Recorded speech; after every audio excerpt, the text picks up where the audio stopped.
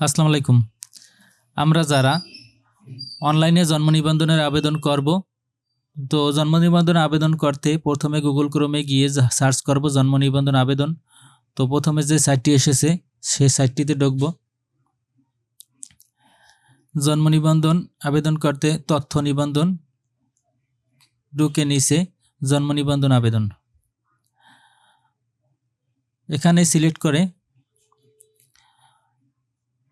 করার সাথে সাথে নিচে জন্মস্থান সিলেক্ট করতে হবে। জন্মস্থান টিক করে পরবর্তীতে ক্লিক করতে হবে।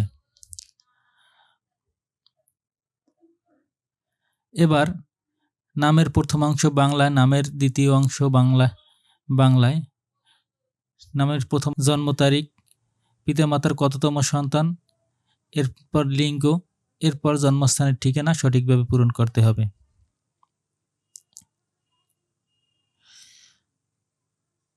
তো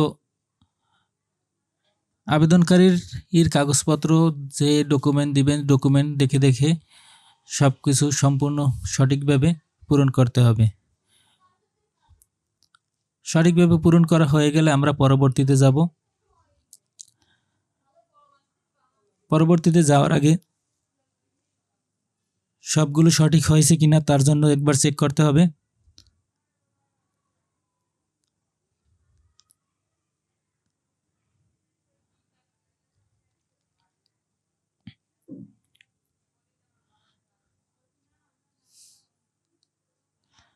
সব ঠিক আছে, এখন আমরা পরবর্তীতে যাব। এরপর পিতামাতার জন্ম নিবন্ধন নম্বর, এখানে জন্ম নিবন্ধন নম্বর এবং জন্ম তারিখ দিলেই পিতামাতার ডকুমেন্ট এসে যাবে। এরপর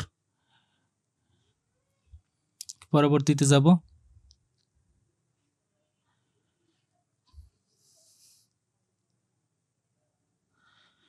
পরবর্তীতে গিয়ে জন্মস্থানের ঠিকানার সাথে যদি স্থায়ী ঠিকানা, বর্তমান ঠিকানা ঠিক থাকে তবে সব টিকমার্ক দিয়ে দিলে হবে, নতুবা এগুলো আবার পূরণ করে নিতে হবে।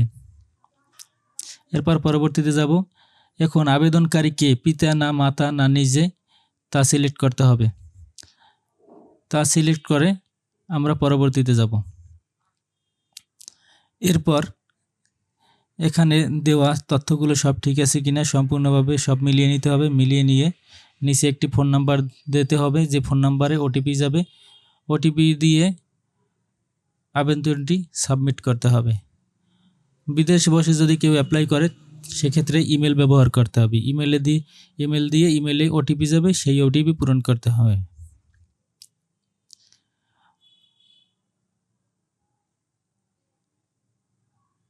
তো এরপর যে ওটিপিটি ফোনে আসবে মেসেজে, সেই ওটিপিটি এখানে টাইপ করে দিতে হবে।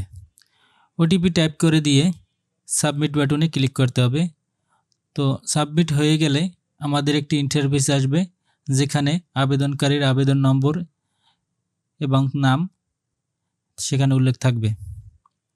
তো সাবমিট করে দিলাম, দেওয়ার সাথে সাথে এখানে তো এখন এটিকে আমরা প্রিন্ট করে নেব। প্রিন্ট করে তার কাগজপত্রের সাথে পিন আপ করে কাউন্সিলর অফিসে জমা দিয়ে দেব।